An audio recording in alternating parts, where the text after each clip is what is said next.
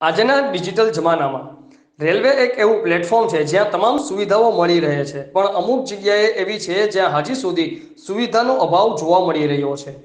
તો આપણે વાત કરી રહ્યા છે એવા રેલવે સ્ટેશનની જે મુલાકાત કરાવવાના છે, જ્યાં પાણીના પરબ પણ બનાવવામાં આવેલા નથી. પાણી આવતું નથી. ધંધુકા તાલુકાનું ધોળી ગામના રેલવે સ્ટેશને પાણીના પરબો છે, પણ પાણી આવતું નથી. સાફ સફાઈના નામે, ગંદકી ફેલાવવાના નામે બસો મોટા દંડ વસૂલવામાં આવે છે, પણ સુવિધા આપવામાં આવતી નથી. પાર્કિંગ ચાર્જ લેવામાં આવે છે, પ્લેટફોર્મ ટિકિટ લેવી પડે છે, પરંતુ સુવિધાના નામે મીંડું છે. રિપોર્ટર અશ્વિનભાઈ મેર, આઝાદ મીડિયા લાઈવ, ધંધુકા.